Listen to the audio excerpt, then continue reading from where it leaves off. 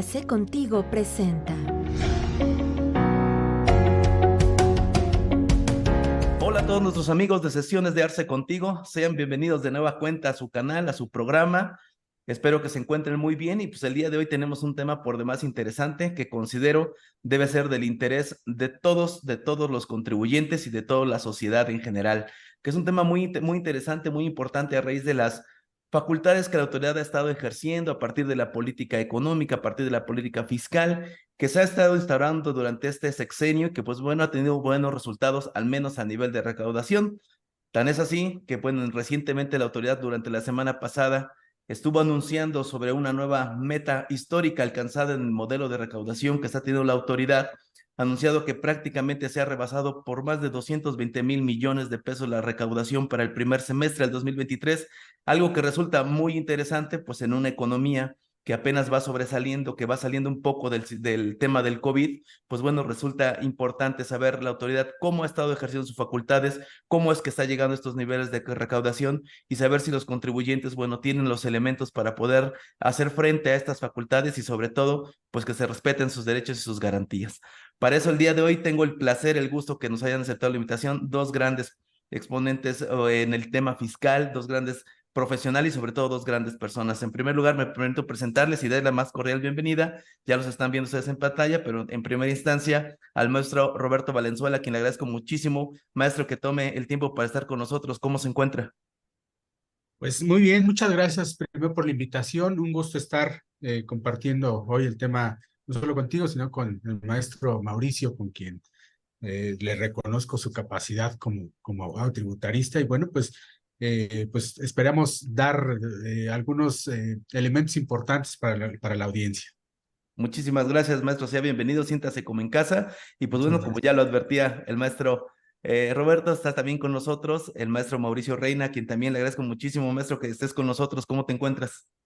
Muy bien, gracias por la invitación, por considerarme y sobre todo en este panel de amigos, personas especializadas en los temas fiscales y bueno, el maestro Roberto que lo hemos seguido y que además en tema societario no hay quien le alcance el ritmo, entonces que tiene mucho que ver lo que vamos a ver más adelante con cuestiones de las sociedades mercantiles para aspectos que guardan relación con el plan maestro y las acciones de recaudación que el SAT está presumiendo. Entonces, encantado con estar con ustedes.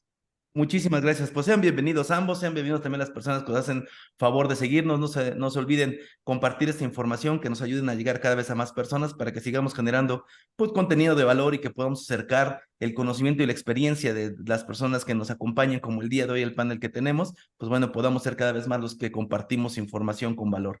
Pues vamos a dar entrada al tema. Me parece que es un tema interesante. Decía yo hace un momento, maestro Roberto, sobre qué debe ser del interés de todas las personas acerca de estos niveles de la recaudación que la autoridad ha estado alcanzando, porque de verdad resulta muy interesante ver cómo prácticamente en medio sexenio se logró recaudar todo lo que se recaudó del sexenio anterior y cómo estas metas se siguen cada vez alcanzando y no solamente alcanzando, sino rebasando de manera cuantiosa.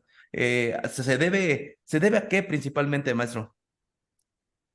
¿Qué tal? Buenas tardes. Pues mira, la realidad es que desde una de las pautas que ha marcado esta administración desde que inició el sexenio es justamente una eficiencia en cuanto a la recaudación. Ha sido constante en el incremento, rebasado las metas, y muy a pesar de esta situación mundial, ¿no? El tema de la pandemia, cuando hubo incluso una parálisis económica, la recaudación en el país fue incrementándose, ¿no? Pareciera paradójico que ante esa parálisis lo natural es que hubiese pues un freno e incluso un decremento en cuanto a la recaudación. Sin embargo, ha sido constante y parte de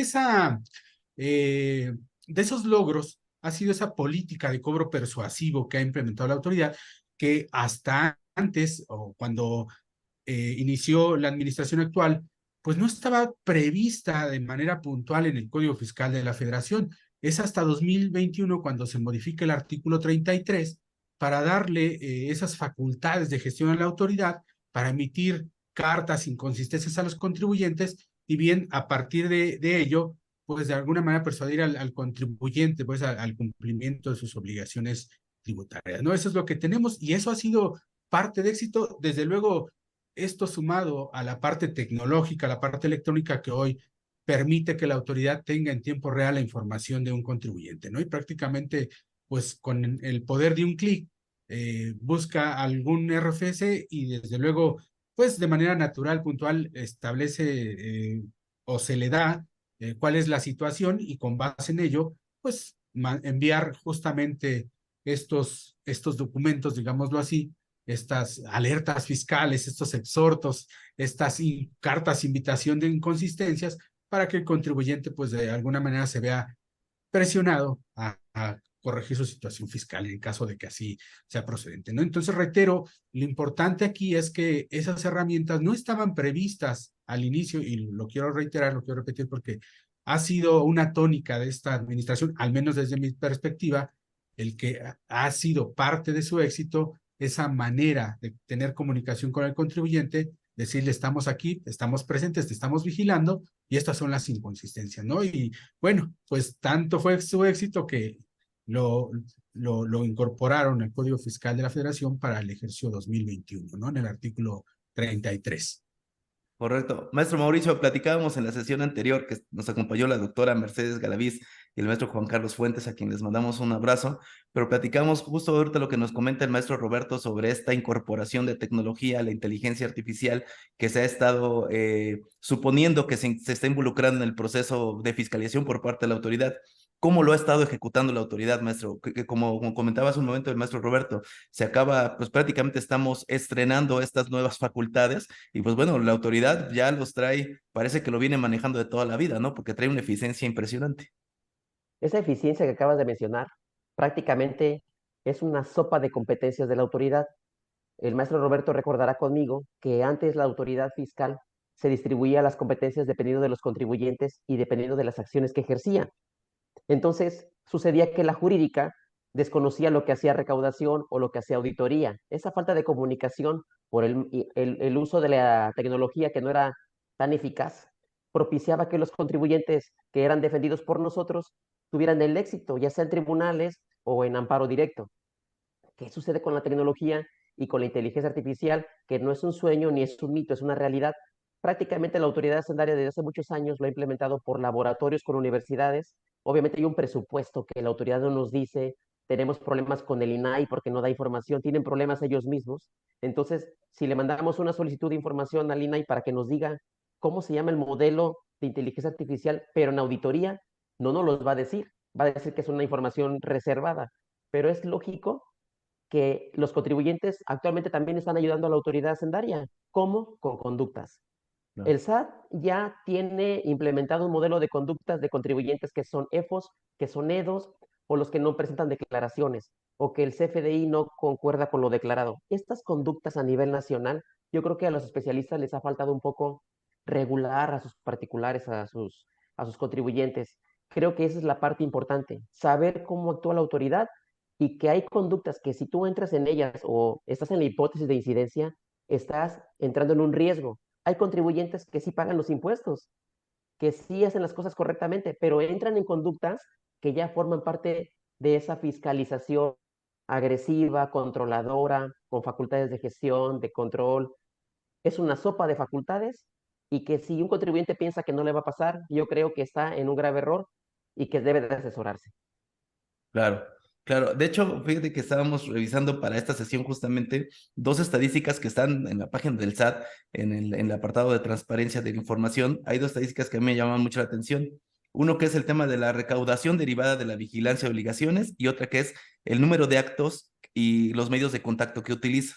Y la tendencia es muy clara, justamente por lo que estaban señalando en su momento y que también el maestro Roberto nos señalaba. El incremento tan importante de manera porcentual, más prácticamente un 200% con diferencia del año pasado, del uso del buzón tributario, maestro Roberto. El uso del buzón tributario como una medida de recaudación, en donde a través de esta mecánica se han recaudado prácticamente más de 20,000 millones de pesos.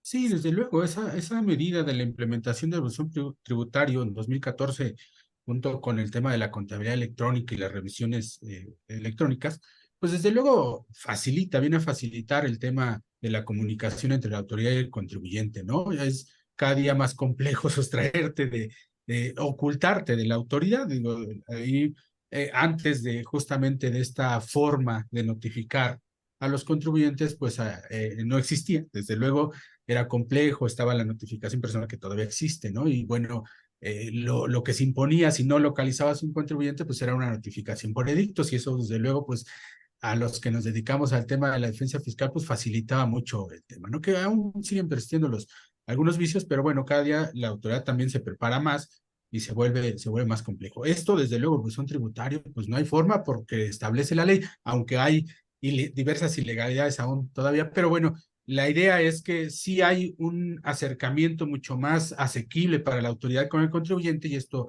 desde luego, facilita la comunicación de los actos administrativos para con el contribuyente. Sí, claro, pareciera que el tema del buzón tributario es, goza de prácticamente toda legalidad, maestro Roberto, pero sin embargo en la práctica vemos que no es así. No, todavía existen diversos vicios, ¿no? Pues estamos en el año 9, desde que inició la autoridad con esta modalidad, y pues aún con transcurrido este tiempo seguimos detectando vicios, ¿no?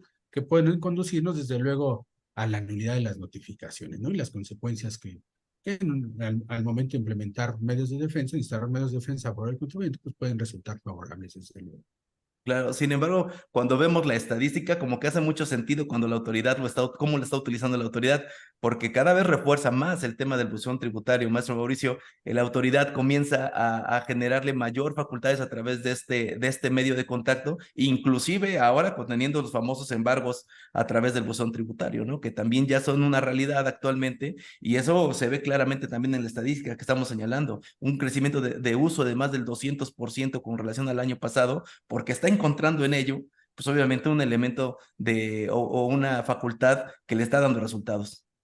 Así es, debemos ya prepararnos para lo que es la actualidad y el inminente futuro que se está acercando en el tema del buzón para todos los actos de autoridades. El IMSS propiamente también ya están entrando en ese terreno, seguramente lo va a hacer correctamente porque así es el IMSS en el aspecto coactivo y para efectos del SAT, obviamente el espíritu de la ley es eficientar el medio de comunicación con los contribuyentes. Obviamente que había asuntos que se ganaban de forma por los vicios de las notificaciones de los auditores, de los visitadores, pero obviamente la autoridad hacendaria ya está ahorrando muchísimos recursos. Como todo es desde una computadora, es tan sencillo notificarle a alguien. Obviamente, personas especializadas como el maestro Roberto sabe muy bien que hay algunas ilegalidades en las formalidades de la notificación, pero son muy pocos. Realmente los contribuyentes a nivel nacional se dan por conocedores a través del buzón tributario y no hay más que hacer. Claro. Huir de la autoridad hacendaria por obligaciones que ya tienes, obviamente eso es implícito. Entonces, la tendencia que va a aumentar, que la autoridad hacendaria con los juicios que está perdiendo en el tema del buzón tributario, va a implementar sus capacidades, va a ajustar los detalles donde sale ilegalidad, que las cadenas, que los avisos, no han modificado el Código Fiscal de la Federación. Todos sabemos que hay un segundo aviso y que no lo presenta cuando contesta la demanda la jurídica de la autoridad hacendaria. Entonces, Alex, yo creo que esa es la tendencia, va a mejorar y la autoridad va a implementar, a incrementar sus facultades, obviamente afectando a los contribuyentes.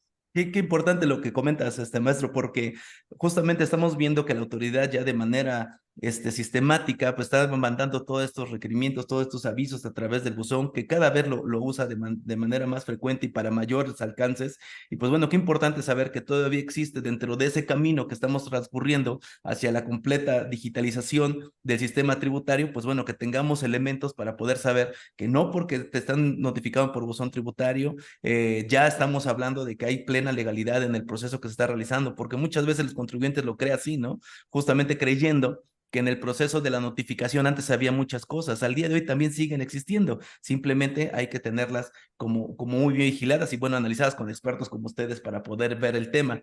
Hay a contrario censo de lo que estamos viendo del buzón tributario, en el comportamiento del crecimiento de este buzón tributario, tenemos la otra cara de la moneda, que es el tema de los requerimientos de manera directa por la autoridad, los cuales han disminuido prácticamente en un 80% la recaudación que se logra a través de estos. Lo mismo que comentaba el maestro Mauricio, maestro Roberto, también se ha quedado ya en desuso también esa parte donde existe ya una notificación personal, donde van a buscar el contribuyente, porque la autoridad no le es rentable realizar ese tipo de cosas. cosas. Tenemos muy recientemente un documento que emitió la autoridad donde dice que le cuesta por cada 100 pesos 43 centavos recaudar, ¿no? Obviamente eso es porque ha dejado de utilizar los medios que conocíamos de manera tradicional. Sí, desde luego ahí pues, es la aplicación del principio de economía, ¿no? Debe ser rentable justamente los actos de fiscalización en proporción a lo que se recaude, ¿no? Y desde luego, pues, justamente el uso de las tecnologías viene a estar ad hoc con ese propósito, con ese principio. Desde luego facilita y abarata, pues, para la autoridad, si se me permite el término, la recaudación, ¿no? Entonces, esa es una de las consecuencias del uso de las tecnologías que lo vuelve muy eficiente, ¿no? Lo vuelve sumamente eficiente. Hoy tenemos requerimientos prácticamente, es más, incluso antes del vencimiento de los términos, ¿no? De los plazos ya tenemos requerimientos por parte de la autoridad, que muchas, dependiendo de justamente cuál sea el acto administrativo que se le da a conocer al contribuyente, pero muchos de esos requerimientos también, pues traen ahí algunos vicios de legalidad. Pero bueno, yo creo que al margen de esos vicios, lo importante es que la autoridad está ya encima del contribuyente, ¿no? Ya se siente la presión. Antes, años atrás, presumíamos que esta eficiencia le pertenecía al IMSS, ¿no? Como lo dijo el maestro Mauricio de manera previa, pues el IMSS tenía esa característica, ¿no? De que hoy no pagabas día 17 y al siguiente día ya estaba ahí notificándote, ¿no? Requiriéndote el pago. Bueno, pues esto pensábamos, o al menos yo, decía, bueno, eso quién sabe cuándo lo llegue a alcanzar el SAT. Hoy es una realidad. Hoy no podemos sustraernos a esa cuestión. Y también quisiera volver un poco a lo que mencionas de manera previa, ¿no? El tema eh, eh, de cómo es que nos ha alcanzado, pues, la cuestión del uso de estas tecnologías, esto que mencionaba el maestro Mauricio de vicios, que la autoridad no hay que fiarse, porque es cierto, o internamente lo que hace la autoridad es reunirse con todo su grupo de abogados, todo su jurídico, a analizar cuáles son pues los motivos que los llevan a que el tribunal declara una nulidad lisa y llana y purgan esos vicios. Entonces la autoridad también trabaja, así como lo hace el contribuyente, la autoridad internamente lo hace. Entonces cada quien hace su trabajo, la autoridad cada vez va perfeccionando sus procedimientos en aras de evitar que o que se apeguen pues a la legalidad y que en consecuencia pues ante el ejercicio de medios de defensa por parte del contribuyente pues tenga pocas posibilidades de obtener un resultado favorable, ¿no? Eso es importante mencionar. Sí, claro, termina siendo también su tarea la autoridad al final de Ah, cuentas. Creo que la partida en el tema del uso de la tecnología sí la ha ganado la autoridad en frente del contribuyente, al cual pues, solamente le cuesta más trabajo la inversión, le cuesta más trabajo la automatización, pero la autoridad lo ha entendido perfectamente bien, ¿no? Porque otro de los puntos que vemos con estas tendencias, con estas gráficas que estábamos revisando de la página del SAT, es el uso del correo electrónico, las famosas cartas de invitación, maestro Mauricio, que te llegan por vía correo electrónico y es uno de los elementos más eficientes. Durante este año se han recaudado más de 35,000 millones a través del uso de estos correos electrónicos y el contribuyente a veces, estas cartas de invitación tiene la duda de saber, ¿la contesto o no la contesto? ¿Qué hago? ¿Me entro en pánico? ¿Para dónde corro? ¿No? El contribuyente muchas veces no lo sabe porque falta esa asesoría. Claro, sucede aquí, bueno, aquí se mezclan muchas situaciones y circunstancias. Depende de qué contribuyente sea, quién sea el contribuyente y también el tipo de asesor. Porque en muchos foros hemos escuchado personas que dicen, una invitación es una llamada a misa, pero hay que ser responsables en lo que le decimos a las personas, porque no es posible que desatiendas una carta de invitación cuando el especialista sabe perfectamente que es la antesala de la facultad de comprobación. Entonces, si tú le dices al contribuyente que no le haga caso y que no atienda una invitación porque parezca simple, entonces prácticamente ya arriesgaste al contribuyente, arriesgas el patrimonio y si es persona moral, ni te cuento. Podemos llegar hasta la responsabilidad solidaria. Muchos se han confiado porque piensan que la autoridad no ha cambiado su esencia. Y sí la ha cambiado. Es más, me atrevo a decir que se está extralimitando en sus facultades la autoridad hacendaria porque no hay alguien que le haga frente. En una simple invitación puede estar velada una facultad de comprobación de manera coactiva. Y te voy a decir algo, ¿por qué ha funcionado?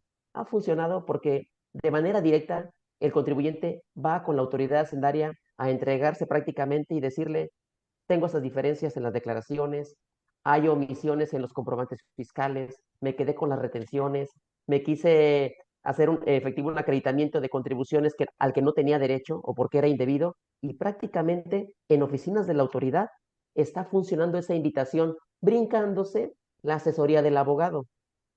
Entonces no podemos decir, no atiendas una invitación, sino analicemos la invitación y veamos cuáles son las cartas que tiene el SAT frente a nosotros, y de ahí decidimos. Si nos consta que estamos bien en la contabilidad, entonces sí podremos decidir, no atiendas la invitación. Claro, que la realidad al día de hoy lo que vemos efectivamente con los empresarios es que cuando te llega una carta de invitación es porque normalmente sí tiene una diferencia el contribuyente. ¿Eh? Antes las cartas de invitación eran, podía haber diferencias o algunas cuestiones a revisar. Al día de hoy, desde mi perspectiva, lo vemos cuando llegan esas cartas de invitación y se revisan, normalmente la autoridad, pues bueno, lo ha detectado perfectamente bien a través de los sistemas, evidentemente, y la inteligencia artificial y principalmente con el tema del uso del CFDI, ¿no? El famoso, el famoso comprobante fiscal digital, que es el que ha estado dando pauta que la autoridad pueda determinar diferencias de todo, de retenciones, de acreditamientos, de todo, la autoridad lo tiene en la mano. Y pues obviamente eso, pues como bien comenta el maestro Mauricio, hay que revisarlo. La carta de invitación tampoco, yo soy de la idea de que no se contesta, pero no es que se lo eches abajo del cajón y que ahí la guardes, sino significa que tienes que analizar lo que tienes a tu interior y corregirte, que ese es un tema que a mí, digo, yo lo prefiero, lo he dicho en varios foros, maestro Roberto, no sé si coincide conmigo, pero yo prefiero mil veces que me llegue una carta de invitación a que la autoridad me ejerza facultades de comprobación o que me pueda hacer exigible o pueda aplicarme, por ejemplo, algún elemento como el bloqueo de sellos digitales, el bloqueo de cuentas por esas Sí, diferencias, porque tuviera la facultad para hacerlo. sí, por supuesto. Yo coincido aquí en gran parte con lo que dice el maestro Mauricio, porque yo sí soy partidario de que se atiendan las cartas de invitación, tengamos o no tengamos diferencias, porque la actitud dice mucho de las personas, no solo de los contribuyentes, sino de las personas en general, ¿no? Si no tenemos diferencias, bueno, pues la atendemos en ese sentido, ¿no? Porque también, como se acaba de mencionar, muchas de esas diferencias vienen por la forma de emitir el CFDI, que si PPD, que si puede, y si es pues cuestiones de forma, pues lo aclaramos y no pasa nada, ¿no?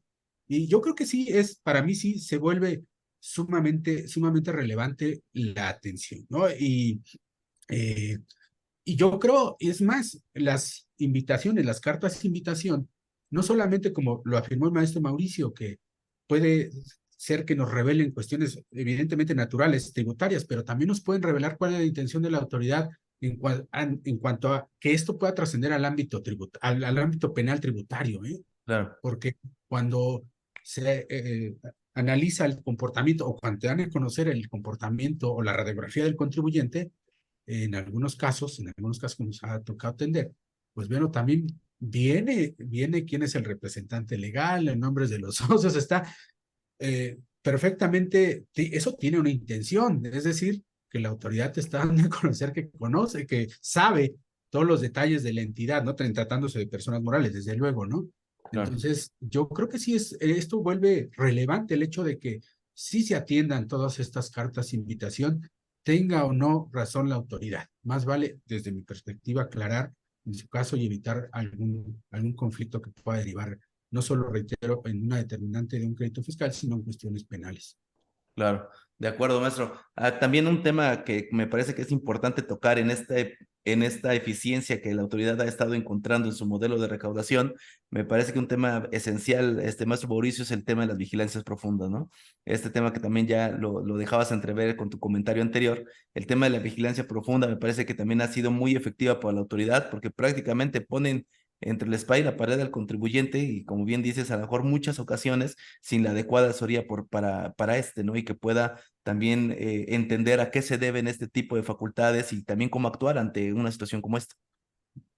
Sí, claramente la vigilancia profunda, primeramente por su nombre, por su denominación, afecta ya psicológicamente al empresario, porque duda, porque buscan en código y no lo encuentran, buscan en internet y resulta que los abogados somos prácticamente con los contadores los que estamos actualizándonos cada mes, si no es que más tiempo, y resulta que con esta eficaz invitación, donde te dicen que puede ser yendo a las oficinas de la autoridad o a través de una liga en la que te tienes que conectar para saber lo que tiene la autoridad que decirte, respecto a las inconsistencias, a las diferencias o algún posible incumplimiento. La vigilancia profunda prácticamente es una invitación. Lo extraño o lo irónico es que está en el 33 de código su fundamentación. Es atención al contribuyente, pero de atención prácticamente yo le llamo es una amenaza. Bien decía el maestro Roberto. Yo quise dejarlo entrever en este momento para todas las personas que nos están viendo, pero realmente atender las invitaciones te pone en un comportamiento de contribuyente cumplido. La autoridad hacendaria seguramente tiene un listado electrónico en el que separa a los que rechazan la invitación o a los que se niegan a atender una vigilancia profunda. Ahí ahora les voy a decir una cosa, hay cuestiones inatendibles.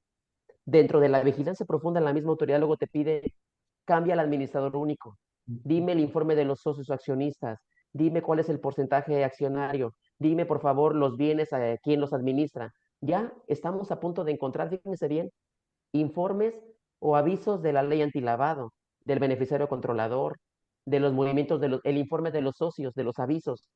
Esas cuestiones, si tú las detectas, vas a poder entender como profesionista qué es lo que quiere la autoridad de ti.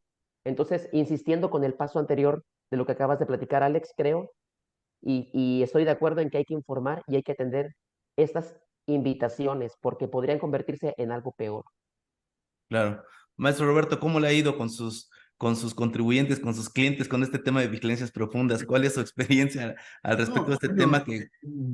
ese, lo que más nosotros hemos atendido justamente son diferencias en cuanto al tema de emisión de CFDIs, ¿no? Y eso se da, hay algunos contribuyentes que tienen particularidades que los separan desde luego del grueso de los mismos, ¿no? Y esos contribuyentes son los que hemos tenido nosotros, al menos en nuestro despacho como clientes, los que nos han generado estas situaciones, ¿no?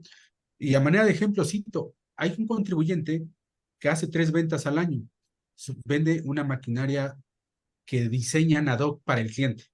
Lo que hacen aquí es, te ofrezco una máquina que haga, por ejemplo, tortillas triangulares, ¿no? Para llamar la atención.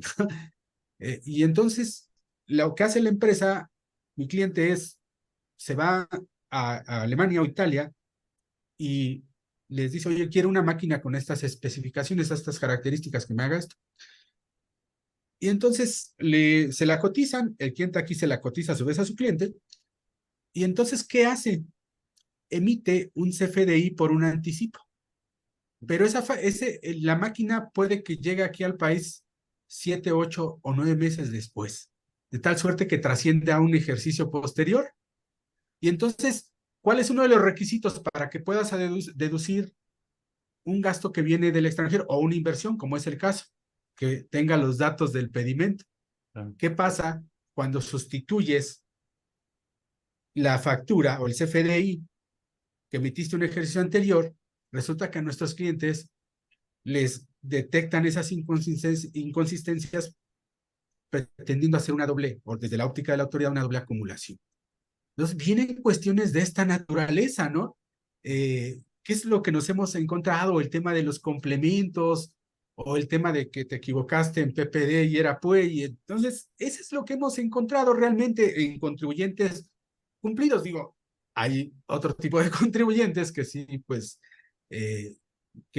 bueno, que esos prácticamente, pues, nosotros los tomamos ya como parte de defensa, y que, bueno, pues ahí lo analizas y dices, híjole, pues está medio complicada tu situación, ¿no? Porque, pues, la única manera de salirte de esa inconsistencia es que autocorrijas tu situación fiscal, ¿no? Porque, pues, en realidad no hay cumplimiento. Entonces, yo creo que la conclusión es, pues, hay que atender a las cartas de invitación, o ahora las alertas fiscales también, pues, en atención a cada contribuyente, cuál es su comportamiento, y hay que decirlo con toda claridad. Y hay quienes no tienen defensa, también hay que decirlo, ¿eh?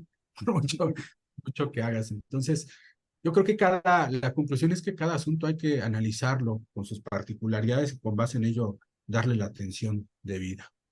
Inclusive algo que llamaba mucho la atención en su momento fue como la anterior titular del SAT decía que no iba a recibir asesores, ¿no? Para los contribuyentes, que prácticamente en estas entrevistas no podían ingresar asesores. Y que es un poquito también de la labor, un poquito de terrorismo que podría realizar la autoridad, porque pues, tú le empiezas a platicar a un empresario sobre estas inconsistencias y pues bueno, terminan siendo pues espantados prácticamente porque pues no conocen de este procedimiento. Al final de cuentas ellos son empresarios, ellos saben hacer negocio, pero cuando lo sientas prácticamente en una silla de acusados, pues se vuelve también complicado cuando la autoridad pues impide que sean asesorados de manera correcta. Me parece que una declaración pues muy desafortunada la que en su momento se dio por parte de la titular del SAT.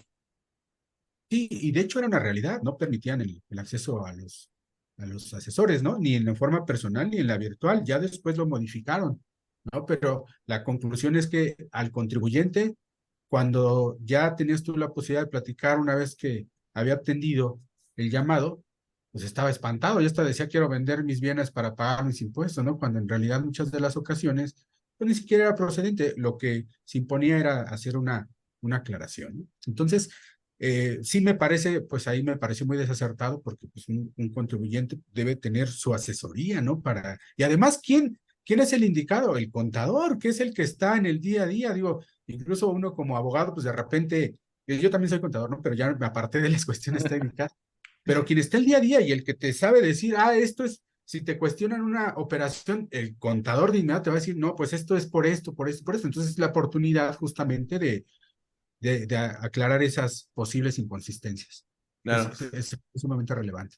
Claro, maestro. Maestro Mauricio, y en este tema justo de las vigilancias profundas, pues, ¿qué tanto pudiéramos hacer uso del tema de la Prodecon, de la ya muy diezmada Prodecon que tenemos al día de hoy, pero qué tanto pudiera también participar o colaborar a ayudar al contribuyente a atender facultades de este tipo? La Prodecon, prácticamente como prima hermana de la autoridad hacendaria, prácticamente tendría que incluirse en un escenario ya muy desfavorable del particular. Yo les quiero decir, aprovechando las palabras del maestro Roberto, que cuando tú enfrentas una vigilancia profunda y va el contribuyente a escuchar junto con su contador cuáles son las diferencias, las omisiones o la falta de algún entero de pago o de declaraciones, prácticamente el primer punto es el contador. Y les voy a decir algo, el contribuyente sí sabe cómo está su situación. Lo que sucede es que no se lo dice todo al abogado. Entonces, que se extrañe de la facultad que tiene la autoridad de conocer toda su situación es una cosa. Cuando tú llegas a necesitar a la Prodecon como autoridad auxiliar para que medie entre la autoridad hacendaria y el particular, estamos de acuerdo en que hay situaciones donde no quieres buscar un asesor. La Prodecon prácticamente es una autoridad que ofrece servicios gratuitos y que en esos momentos tiene un problema muy a nivel nacional que no tiene un titular. ¿Qué te dice? ¿Cuál es el indicador? Que para el Ejecutivo, para este gobierno federal, no le interesa tener un defensor de los contribuyentes. Entonces, si el particular quiere ir a Prodecon para que se le asesore en temas de esa naturaleza, sí te van a ayudar. Aquí la pregunta y la respuesta, ¿cuál es respecto a una vigilancia profunda sobre 3 ejercicios fiscales? Imagínate que tienes el 2016 que te lo están requiriendo y el 2020 y el 2021 y vas a la Prodecon. ¿Qué garantía tienes de que la autoridad esté metiéndote en un grave problema si te están pidiendo información del ejercicio 2016? ¿Qué pasaría? Lo pongo como ejemplo, porque es un tema donde un asesor sí va a saber qué decirte y no va a dejárselo en las manos de la Procuraduría de la Defensa del Contribuyente. Lo pongo en la mesa como un escenario de opción para casos reales que me ha tocado ver. Claro, claro. De acuerdo. Hay un tema que me parece que es como la joya de la corona en este tema de la recaudación y me gustaría tenerlo el comentario de los dos, además de los temas que ya hemos abordado, que pues hemos tratado de que sea como lo más representativo acerca de estas estadísticas, estos números que tiene la autoridad, pero me parece que hay un tema fundamental y quiero escuchar primero al maestro Roberto y posteriormente al maestro Mauricio al respecto del tema de la cancelación de los sellos digitales.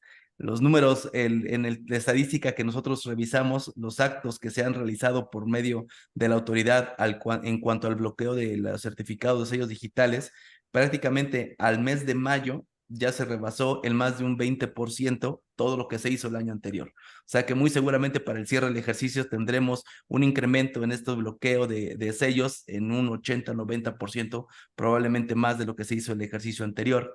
Y es que esto suena a que pues prácticamente por todo en apego al código, pues prácticamente por todo te pueden cancelar sellos digitales. Y fíjate que este es un tema bien importante, porque creo que es una de las herramientas más eficientes que tiene la autoridad. ¿no?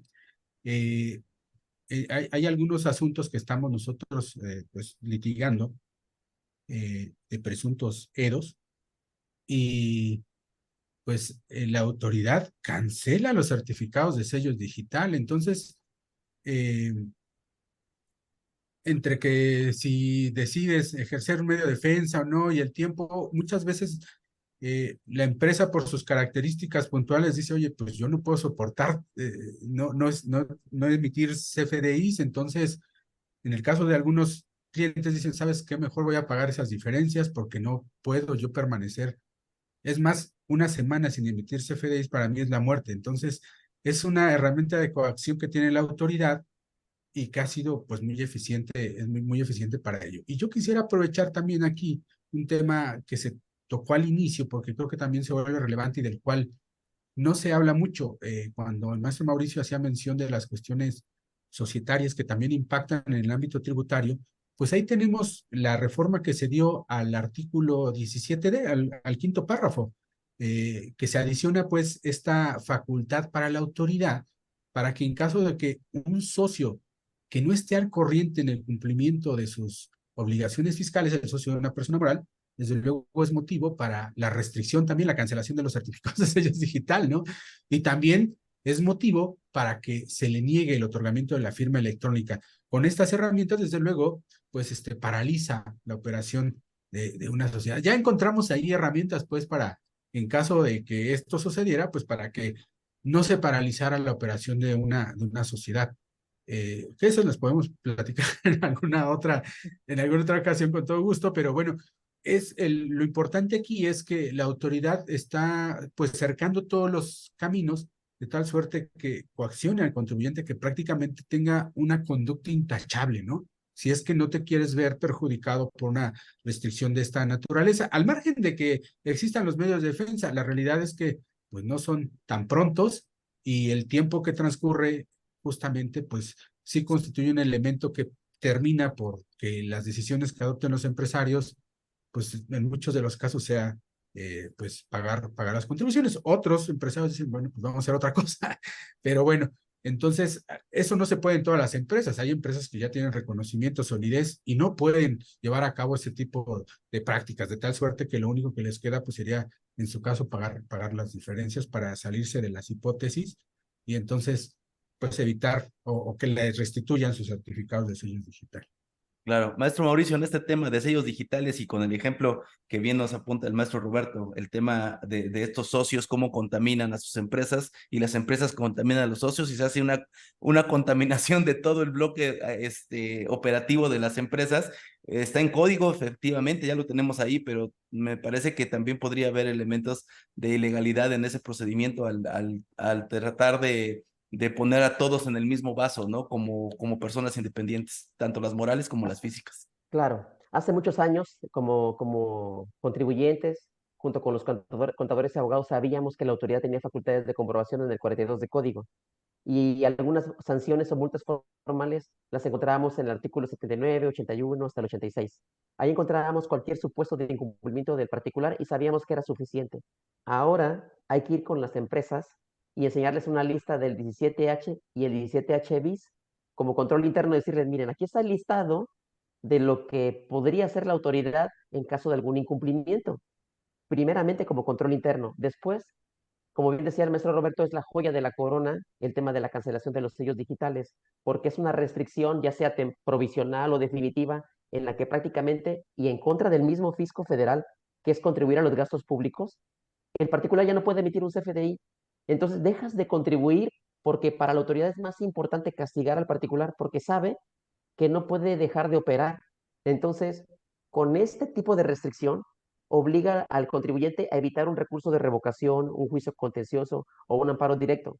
En ese tiempo de 4 años, hablamos, en ese tipo de defensa, es mejor para el contribuyente pagar, cumplir, presentar, darle la cara a la autoridad hacendaria y ha sido el éxito de la autoridad en este aspecto. Yo creo que el informe de gestión tributario sobre esta primera parte del año ha sido un éxito total. Recaudar esta cantidad ha sido por la restricción de los sellos digitales y porque el contribuyente va directamente con la autoridad. Ahora, defensa fiscal, es irrelevante hacer una defensa fiscal de 2 años por los sellos digitales. Al inicio nos fue muy bien, pero ya la Corte ya cerró los caminos, ya los tribunales ya cerraron los caminos, la definitividad a un caso de aclaración prácticamente deja al contribuyente sin operación y sin recursos. Entonces, yo creo que hay que saber utilizar el control interno para no caer en la hipótesis del 17H y el 17H bis, porque prácticamente es genial para la autoridad hacendaria. Sí, es que prácticamente por todo, maestro.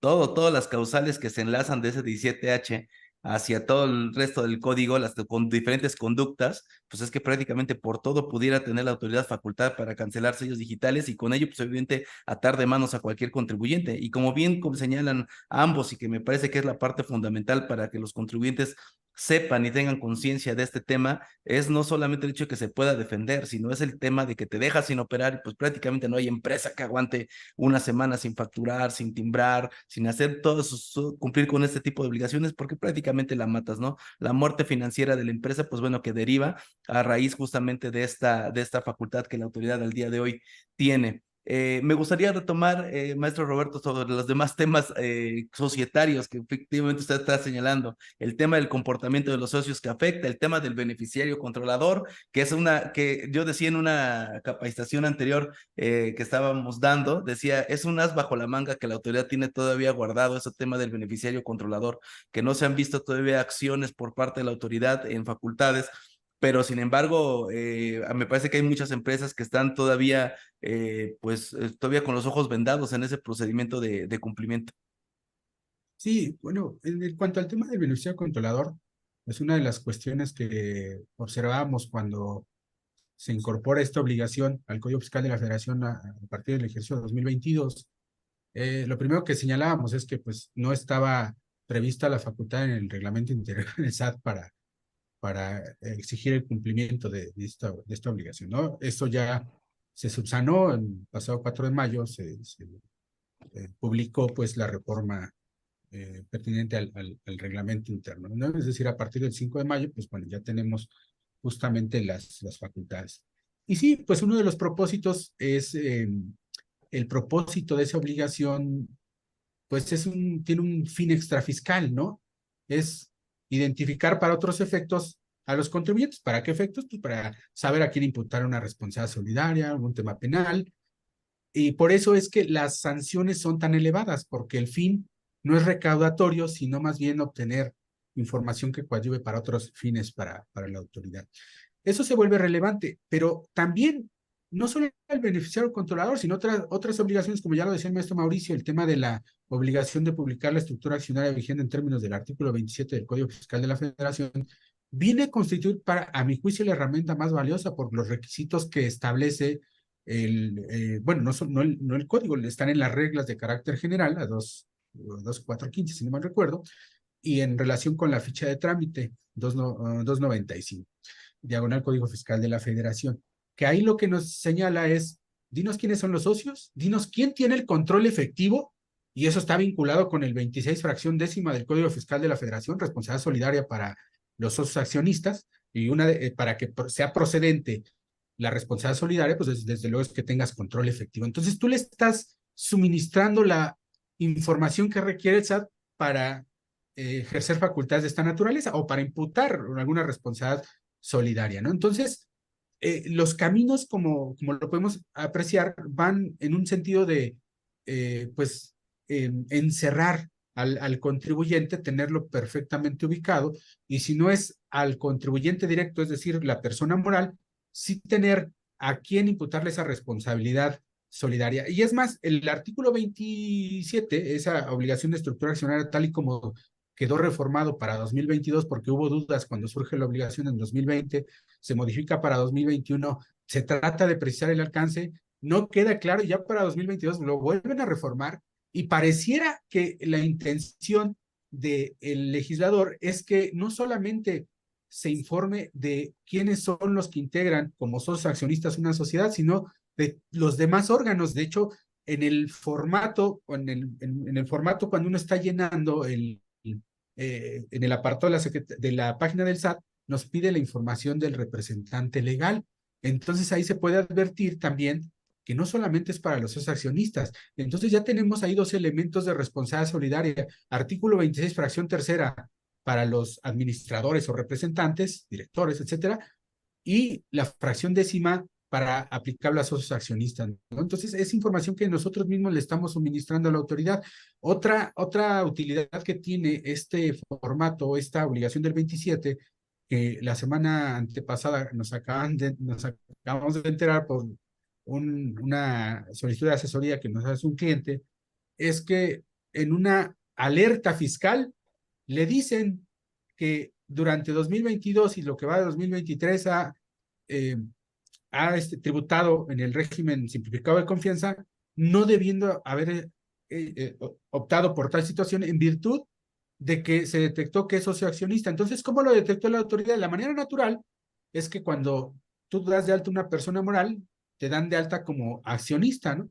Pero si por alguna razón no lo hicieron, porque este es el motivo, en el acto administrativo que le van a conocer, dice que derivado de la presentación del aviso de la estructura accionaria vigente, pues la autoridad tuvo conocimiento de que es socio accionista y esta es una de las razones como impedimento para tributar en reciclo. Entonces, pues son elementos, como lo decíamos al inicio de esta charla, pues ya la tecnología nos da con un solo clic, pues las herramientas para fiscalizar y en este caso para decirte, oye, te mando una alerta, estás tributando en tal régimen, no debiendo haber estado en ello, entonces te invitamos a que en términos de la regla 2319 acudas a las oficinas de la autoridad y nos aclares el por qué estás tributando en ese régimen, o en su caso, dentro del término, corrígete y aclara, ¿no? Que son dos hipótesis las que maneja la regla 2319 en relación con la ficha de trámite 138 del Código Fiscal de la Federación. Entonces,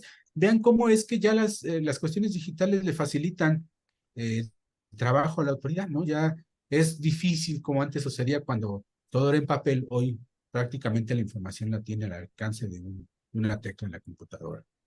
Sí, sí, es correcto. Es una manera de decirlo, porque los algoritmos te arrojan la información, ¿verdad? Sí, sí, en realidad ya está de primera mano, ese es el tema, ¿no? Que está de primera mano la información y que iba a decir que termina siendo al final de cuentas, pues temas de recaudación. ¿Se traducen en qué? Pues en recaudación, en tener a quien imputarle una responsabilidad, de tener a quien que ya no se le vayan los contribuyentes a la autoridad y pues bueno, tenerlos perfectamente identificados, localizados y que puede ejercer pues bueno, facultades ya no solamente en el tema fiscal, sino inclusive en el tema penal. Maestro Mauricio, para ir pues cerrando. Si me permites, perdón. Adelante. Si me permite nada más para terminar este comentario, perdón por robarle el tiempo al maestro Mauricio, pero lo va a entender, lo va a comprender. Fíjate que yo quisiera hablar un poquito, saliéndome de la parte tributaria, porque tiene que ver con este alcance de la responsabilidad en las personas morales, que aquí hablamos de la responsabilidad solidaria en términos de 26 del Código Fiscal, y cuando se dan las hipótesis previstas ahí, ¿no? Que por cuestiones de tiempo no señalamos, pero hay que decirlo con precisión. Hoy la responsabilidad, no en el ámbito tributario, por eso recalqué que quería salir un poco del ámbito fiscal. Es decir, hoy las personas morales ya sus socios no responden por definición. ¿A qué me refiero con esto de por definición? Por definición que establece el tipo social en la Ley General de Sociedades Mercantiles o en el Código Civil, etcétera, o en la Ley Agraria, etcétera. Hoy ya no, la responsabilidad no se determina por el tipo social. Hay diversos criterios en el sentido de que la responsabilidad de los socios accionistas de una persona moral se da en virtud de la actitud que asuman en el manejo de la sociedad que se refleja al exterior con las personas que contraten con esa sociedad. Entonces, lo que hoy prevalece determinar la responsabilidad en el ámbito mercantil o en el ámbito de derecho privado, para decirlo en términos genéricos, es justamente esa actitud. Si hay fraude a la ley o abuso del derecho, se actualiza la responsabilidad en términos absolutos, es decir, solidaria y subsidiaria para los socios accionistas con independencia del tipo social de que se trate. Y esto ya, ahora sí, trasladado al ámbito tributario, pues ahí tiene como ese match, ese sentido que podría empatarlo lo del ámbito privado con el ámbito tributario por la disposición del 26 del Código Fiscal de la Federación. Solo quería hacer esa acotación y perdón, maestro, por robarte los 2 minutos y quitarte la palabra de la boca. No, maestro, qué bueno que hace también la observación.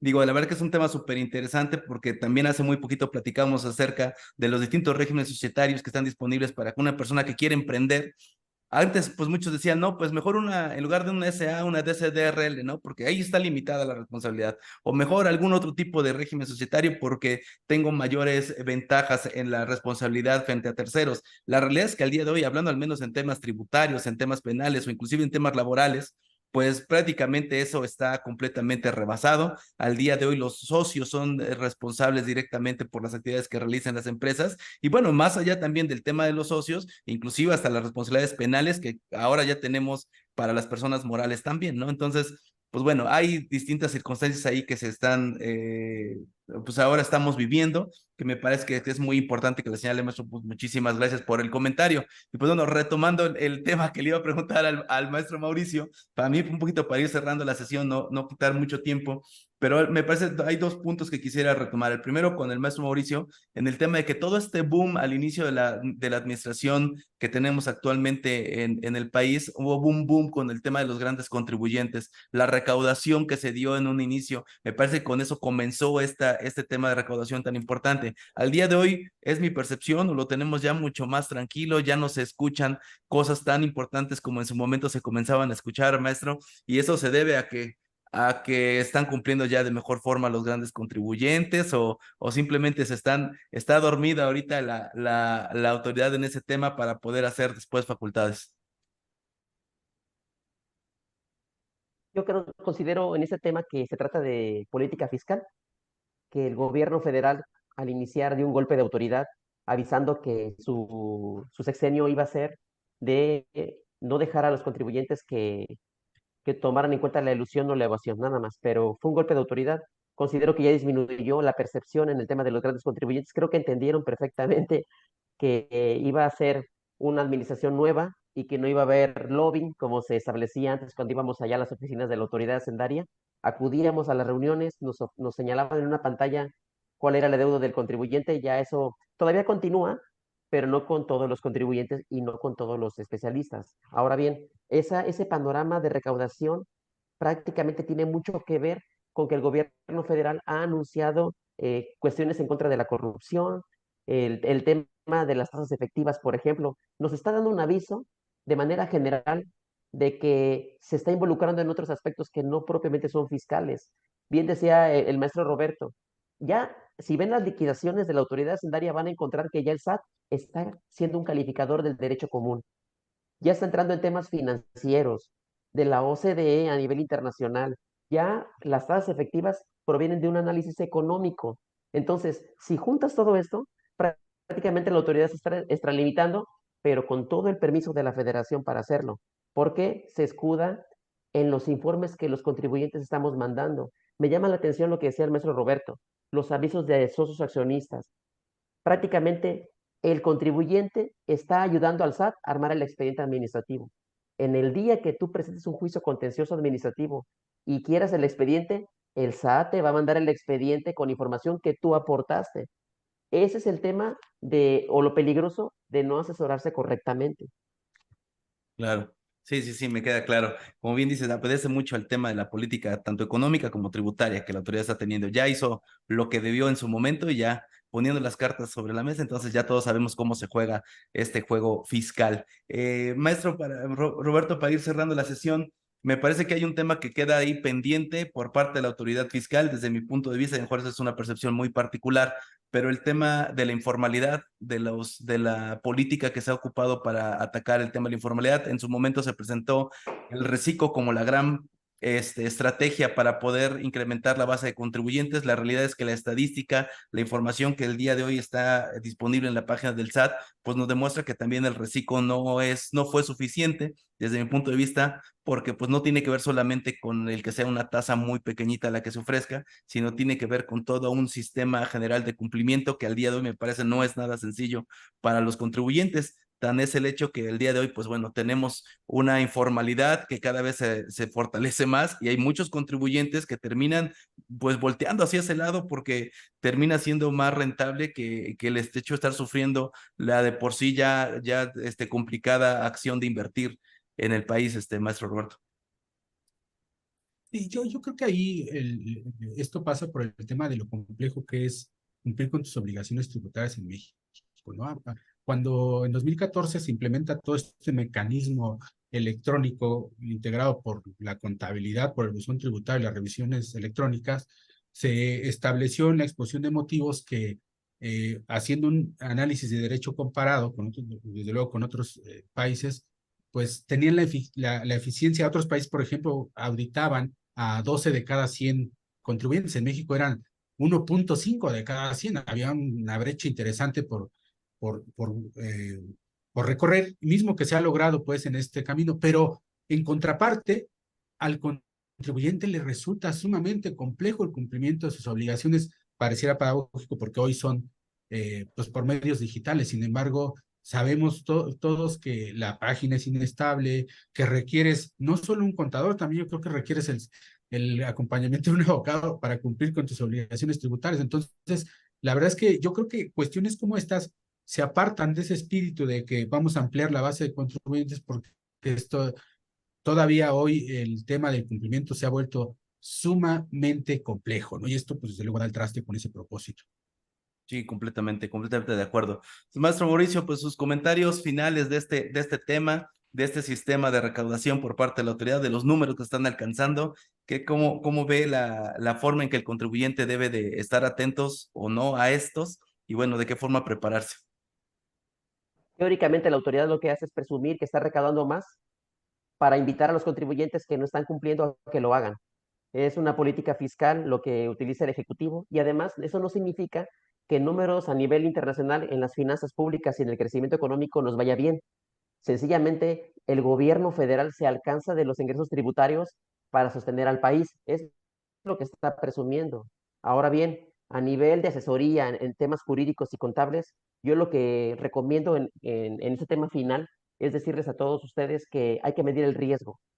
Depende del contribuyente, quién es, persona física o moral, el modelo de tributación, todos los elementos y los indicadores de cómo ha estado declarando sus contribuciones, si tiene algo pendiente por hacer, y todos los informes que la autoridad hacendaria está pidiendo y que están justificados, hay que hacerlo porque ese riesgo se puede extralimitar. Ahora bien, en el tema nada más como un ejemplo de los informes societarios, de los movimientos dentro de una compañía, si dentro de esos informes hay algo que quieras proteger y prefieres no presentar esa información, entonces prácticamente si lo puedes votar con el empresario o con los socios, puedes no presentarlo. Pero esa no es la idea de las obligaciones fiscales, sino medir el riesgo impositivo.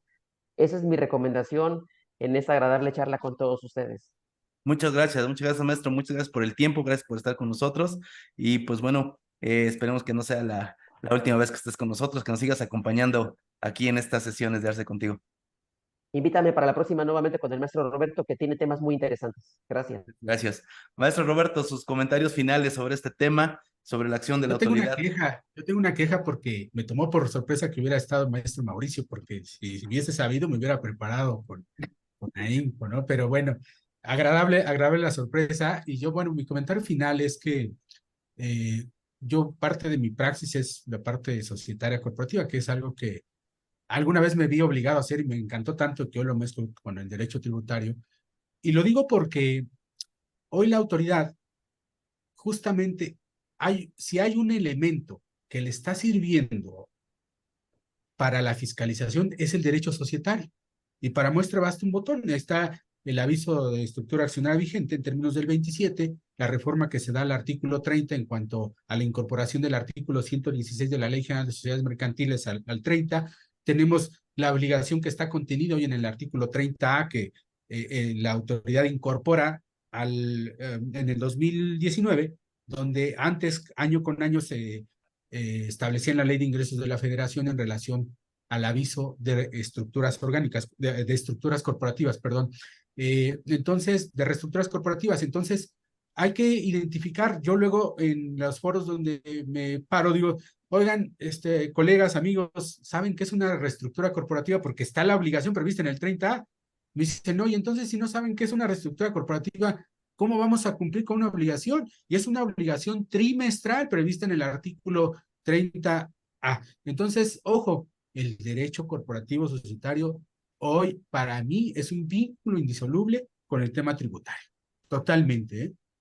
Sí, totalmente de acuerdo. Creo que ya lo habían mencionado ambos, que en el tema de fiscal, ya la autoridad ya no solamente se va al comportamiento per se de la emisión de CFDI, etcétera, sino estamos yendo a elementos mucho más básicos, a lo mejor en su momento, como es el tema de una contabilidad en apego a normas de información financiera, como es un cumplimiento en materia corporativa, como es un cumplimiento en demás obligaciones, como materia de PLD, etcétera, ¿no? Me parece que todo esto al día de hoy tiene tintes fiscales. Así es que no nos resta más que agradecerle, maestro Mauricio, maestro Roberto, muchísimas gracias por el tiempo. De verdad que es un placer siempre escuchar a personas que tienen la calidad profesional y personal para poder compartirnos con nosotros esa experiencia. Les agradecemos muchísimo y pues bueno, agradecerles a todas las personas que nos hicieron favor de seguirnos en esta sesión de Arce Contigo. No te olvides compartir, por favor déjanos sus comentarios aquí en nuestras redes sociales y bueno, nos vemos en la próxima sesión de Arce Contigo.